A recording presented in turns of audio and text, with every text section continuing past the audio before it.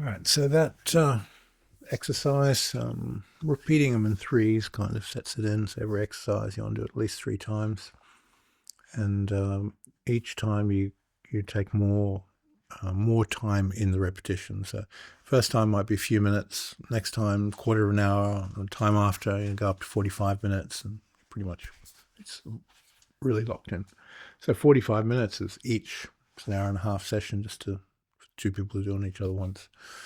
And you build the rhythm inside of it. If you do too much on, let's say you did 45 minutes in the first session, you'd get a good result, but the chances of the ownership being there are pretty small. That it's too deep too quickly for the person to accommodate the change. So 2 minutes, the person gets the flow, gets the opening of the door, gets the experience, and they own that 2 minute shift. And then when you go up to a 12, 15 minute session, they own that.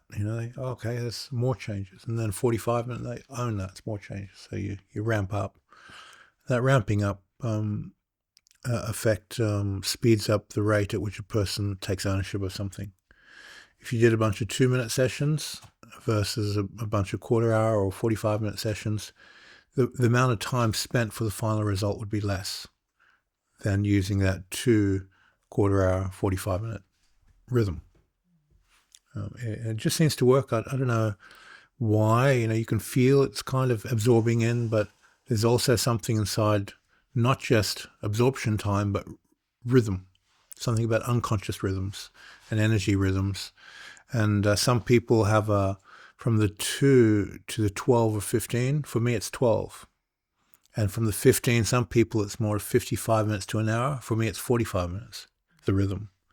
So I set the timer as 2, 12, and 45. And it just works better for me. And everyone's got a different rhythm with that. And from 45, it jumps to 3 hours. It goes and off on the curve. So you figure that out. And from 45, it goes to from 3 hours, it goes to a full overnight sit. But I don't do them anymore. I don't let myself go for too long because when I come out of it, my body suffers too much, and I tend to injure myself doing really, really long sits.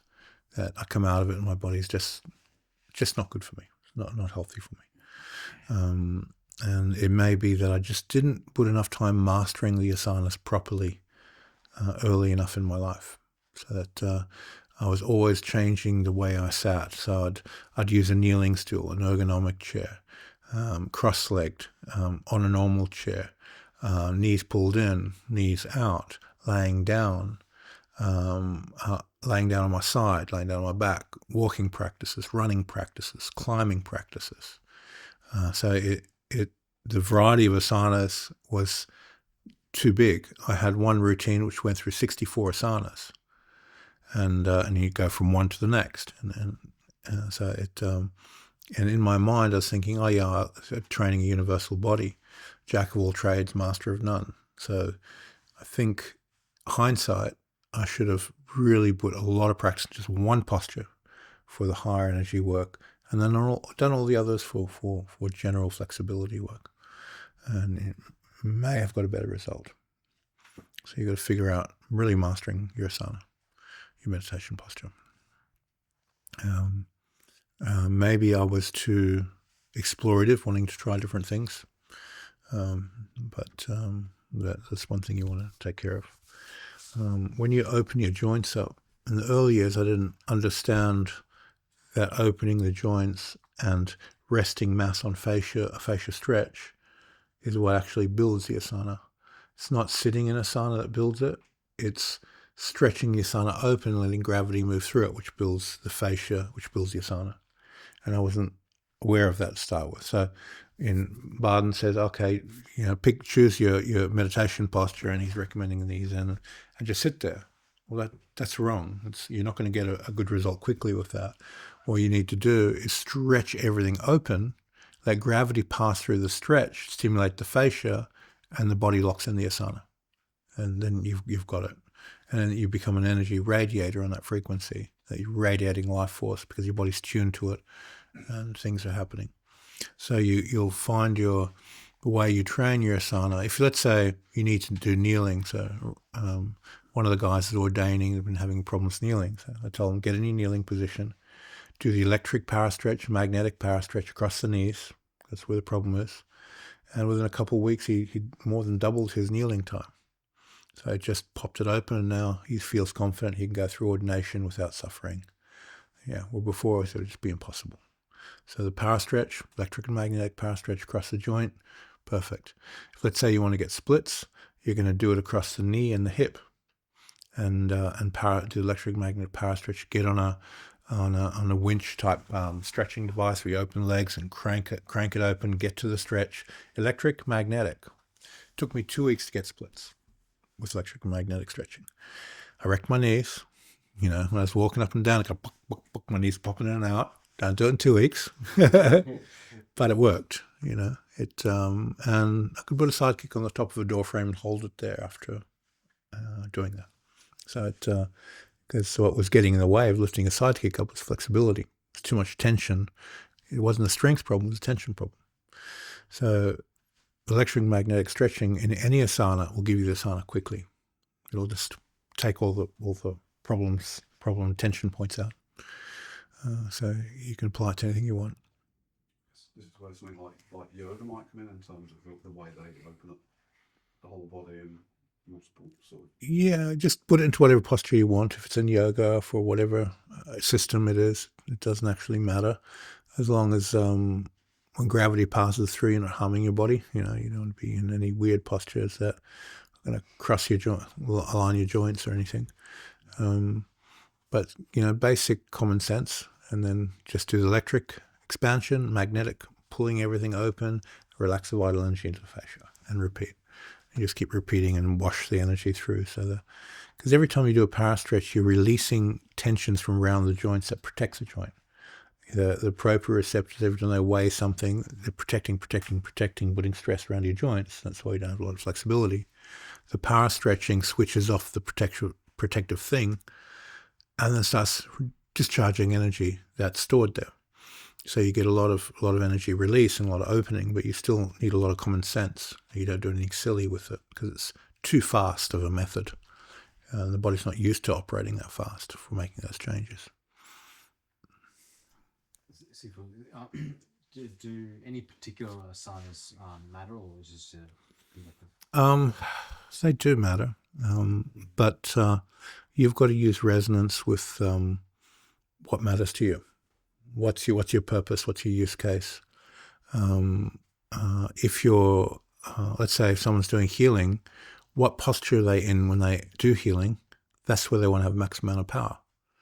And they're not doing healing sitting cross-legged in a normal meditation Buddhist asana. They're doing, you know, they're either sitting in a chair or standing, and that's the state they have to peak their energy in when they need it. So for teaching, it's sitting in a chair normally. That's what I've got to, and I'm not going to teach like this. You know, I'm just going to sit naturally, comfortably, and knees open. Knees open opens power, knees closed condenses and transforms power up. So I take the posture that I use primarily for teaching. When I was teaching Kung Fu, it was primarily moving, so I had to run it through all the postures in Kung Fu, in Tai Chi, and that's where it's peaking the energy. So you adapt to whatever your use case is. That's your asana. And you very creative and practically use common sense to develop it to peak for your use case. You know, if you're playing a musical instrument, it's how you play the instrument. That's your asana. And you've got to peak the energy through the instrument and radiate it through sound and open the astral space of the room where everyone's in, invoke resonant emotion to the sound, and then make everyone go, oh, wow, that's so good, because it's an astral opening. So you run the Akash through the matrices to break out their emotions, and everyone loves your music. So you need the right energetic resonance in your body to radiate that musical power, the astral feeling. So whatever your use case is, your asana matches your use case for the most part. For ascension, then you'll make adaptations to what is optimal for opening the crown and releasing the mind. And if your asana is not mastered, you simply can't do it in a normal cross-legged asana. You have to transcend the asana to release the mind out of the asana. So if you're still experiencing pain and stiffness or anything in a cross-legged asana, that's not the one you're going to use for ascension, because it'll always bind you. You have to transcend it. It's got to be so comfortable and self-supporting your facial web that you can stay there overnight and be all right the next morning. It's an essential requirement. So, for me, a pillow behind used to be the thing for years. Now I lay down. Day beds, where I've got my back at a 45-degree angle, that works really, really well for me. And I can release and stay very cognitive at the same time. So piling up a bunch of pillows behind my back on the bed, and that gives me the angle, and I can practice well. And so I just keep adapting to whatever allows you to have the most amount of freedom for ascension release. And then for power generation, there's different rules. I can't generate power laying in bed because the gravity is not passing through the fascia to become a transformer. So I can only pass energy to my mind, not my body. So you got to train your body up for whatever your use case is. Okay, let's keep going. What did I start with? What was the topic? What were we supposed to do? You were doing so just before we do EM, and now you've been talking about asanas. Okay. All right. So the clairsentient field is most probably the funnest place you can be in any spiritual work ever. When you're in that clairsentient field, every sensation of joy, of bliss, of happiness, of feeling good is accessible from the top of the scale to the bottom. So every bliss they talk about in Buddhism, every release, it's in the clairsentient field. The visual fields are nice, but they're not feelings. You see something, and then you get a clairsentient feeling as a reaction to it. So when you're looking at how do I extract the most amount of joy out of my practice, it's picking states of consciousness in the clairsentient field that give me an addiction, a positive addiction that I go back to practice through until I let go of them. So you choose your addictions. You choose your addiction to concentration, what you're concentrating on, the bliss states, and then you just swim in them, indulge in them, and always working up a vibrational scale. You don't want to sit on one space too long. Otherwise, you can't get out of it. You build a cage rather than a trampoline. So these bliss states, you really want to, let's say I'm reading a book in Buddhism and they talk about a jhanic type of bliss. I go, oh, which one's that?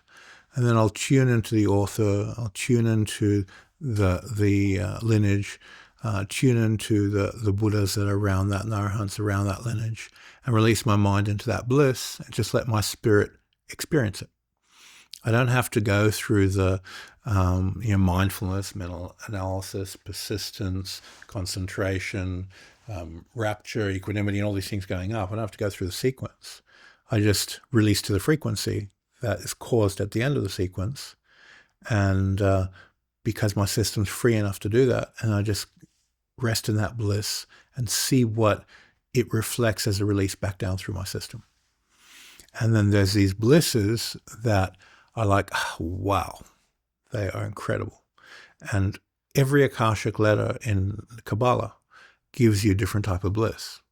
And those bliss states are they're the driver that keeps me doing this work.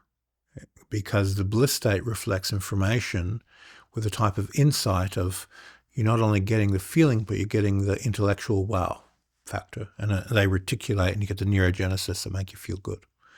And then you want to do more. So when you're at a place where you can release your mind enough, practice tuning into through the clairsentient field, into a Buddhist bliss, into a Hindu bliss, into a religious Christ consciousness bliss, and experience it and just surrender to it through the clairsentient field.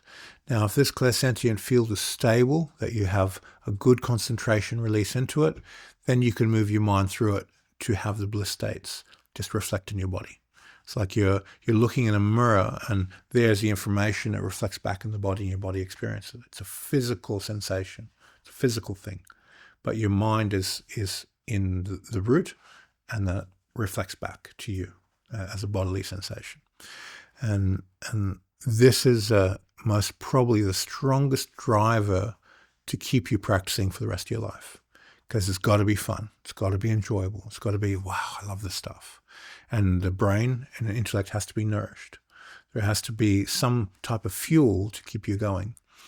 Now, in Buddhism, nibbana is the extinguishing of the flame. It's the extinguishing of the fuel. So first you've got to get fuel to extinguish that's correct and easy to let go of and puts you on the path, and release all the other stuff so that all that's left is the purity, and then you extinguish that last. So getting a positive addiction to bliss states is much more than a positive addiction or a negative addiction to a physical thing. So you're just changing over your addictions to practice until you're ready to let them go, and that's the last thing you let go of. And that allows you to get a lot of hours of practice in. If you're not practicing a lot, you're not addicted enough. Your practice is for satiating an addiction. So by going into the clairsentient field, you get a sense of what you want to be addicted to. And every spiritual high from every system there is exists in that field. It's universal. It's not limited to just one ideology, one system. All systems exist within the clairsentient field. It's a unified field. It's not just from this planet. It extends way, way, way out. It's a universal field. Now, you want to stay around the karma streams of this planet because that's a platform of attachment you need to be released of. So stay closer to here and you get better results than working with cosmic and universal energies. The Akasha letters in Kabbalah will reflect our use cases in this world, more so than the universal use cases, unless you particularly want to search them out. But staying closer to Earth Sphere in its uses gives you better platform for ascension. All right, so this next exercise is how to investigate this clairsentient field. Now we do the letter E again, just to release the matrixes open. We do the letter M to get into the magnetic field. Now in that magnetic quality letter M, you need to release the edges of space. So when you do any element in your body, it's contained in your body field. This is me of the body. Now the moment you relax into the field around that energy, that's when the more potential frequencies become available in that field. So we do the letter M, and instead of resting in that, we go into the field of that around us, in particular the clairsentient field, not the general magnetism.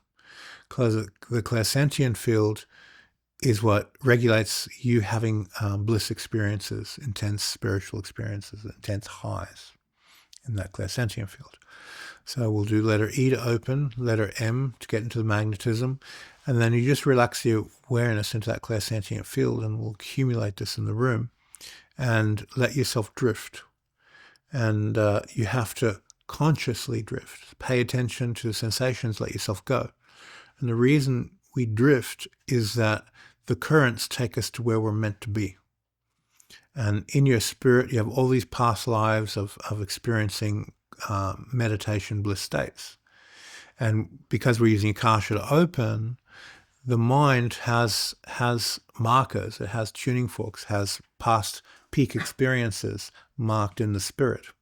And you go into the bliss field, what happens? Gravity takes you there if you let yourself drift. You just float and you'll go into a state of, oh, I've done this before. And then as soon as your physiology starts to, you get the bubbliness around, and the hairs in your back go up, and you go, okay, just let it through and let it through. It's kind of like you're a bit cautious. Your body's going, I don't know what this is. So it gives you a caution reaction. And you go, body, it's fine. It's cool. It's something new. We're good. And you just keep relaxing it out, and you let it into your chemistry of your body from your mind. So letter E to open. Magnetism to get in the magnetic field. relax into the clairsentient field and float in the clairsentient field until you find a tuning fork in your unconscious and your spirit. And it may be from a past life. It may be from a genetic marker. It may be from a place you've been around, but you weren't conscious of the frequency, and all of a sudden now you become conscious of it. So it can be from these tuning forks can come from many places. I most prefer the past life ones because they're easier for me to integrate into this incarnation because there's an intuitive knowing of how, because I've already done it. So I like to float within them.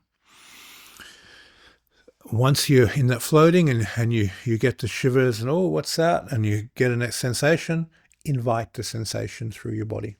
Just surrender to it. Oh, good, there it is, and let it through. Then just simply pay attention to it. Don't generate it, don't control it. Just invitation, pay attention, remain open, let your body have an experience.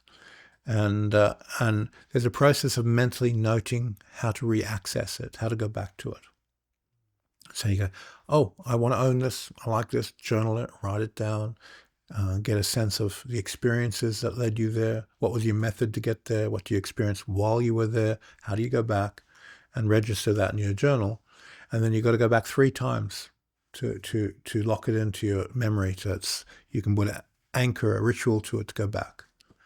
And each time, spend more time there. 2, 12, 45. If you can use that rhythm, boom, you own it really quickly. And some people, it's going to be 2, 15, 55, or an hour. Find your rhythm. I don't know the maths behind that. There might be some type of curve that takes place. But if there's any mathematicians around, they can figure out, whether it's on a Fibonacci curve or a catenary curve or something else. But it seems to be close to that growth rate.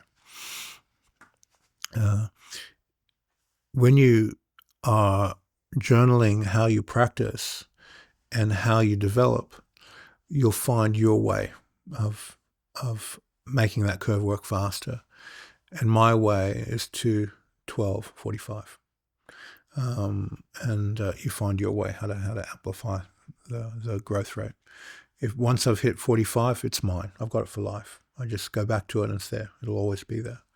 But on the 2 and the 12, I'm still at a place where I can forget that I ever did it. It's kind of like, it's just disappearing. Yeah. How do you tune into past life fields? You do this exercise with E and Z. E to open, Z to tune the past life. And you only want to pay attention to the qualitative experiences in the spirit, not the karma or the powers. It's very tempting to see yourself with extreme power. Ooh, I want some of that. And then you have all the baggage and karma of the people you killed to get it. Because in history, you're always doing bad shit. It's very few people that didn't to survive. That's part of survival. So leave the power there and just get the insight and understanding, and the understanding will let you unlock the frequencies in a more healthy way this life. And you don't need the power. You really don't. But you need to be immune to the mechanism of the frequency for release. So that immunity and that release you get from the insight about it just, pops you up that one more level. It gives you more freedom in your mind, mental flexibility. So when we look at what is releasing, we tend to draw a vibrational scale. We're releasing things in the physical, mindfulness of body, mindfulness of feeling, mindfulness of mind, mindfulness of phenomena, akasha, and we're sort of releasing up a vibrational scale. But ironically, it doesn't work that way. Even though, you read the sutra on Buddha's description of his attaining of enlightenment, it followed the 4 foundations of mindfulness, the vibrational scale. When you're releasing, it'll be jumping around. Your astral body is not subject to time. Your mental body is not subject to space. So it can't be linear. Only your body can be linear. So when you're practicing and following the dots and connecting them, it'll be moving between up and down, between realms, as what needs to be released in what order to optimize your own practice. It's not linear. even though it's the easiest way to understand and grasp it. And I don't believe the Buddha's ascension was linear either. I think it was just a translator who translated that way to make it easy to learn, remember, and study and understand. He was from a royal family, and his framework definitely was not a linear progression. It was something else. Okay, so now this exercise can be done with a partner. That you can have your partner open up and let you float inside that clairsentient field. It can be done solo, that you just want to do it yourself. And it leads to two different experiences. When you do it yourself, there's unconscious tendency to stay within what is comfortable for you, even though you're moving to something new. But you limit yourself a little bit. When someone else leads you to that place, it's like, well, I don't know where you're taking me. And you're more in an open state of receptivity to something new. So you don't have any unconscious cages around you. So similar to the last exercise we did, but you carry it into that. Once you experience that clairsentient field of magnetism, you just keep carrying through it and releasing and continue your sit. The positive and negative of this is one person gets to do it for the other, and then they have to do it themselves afterwards, because they're off with the pixies going, yeah, no, I'm done. I'm going to stay here for half an hour. So you could wait half an hour and the person do it for you, but it's kind of is what it is. And I prefer to have someone do it to me, because I know I'm going to get something new out of it. Because I know where my boundaries are, and moving those boundaries takes a fair bit of release. When someone else goes, oh, this is new. Oh, great. It's fantastic. And in the beginning, it may not matter that much, because you're kind of, everything's new. Once you've been doing it for a while, it's more difficult to experience new things. So it's nice when someone else takes you there. Partner up if you want, or sit solo if you want, up to you. And we'll do this for about half an hour.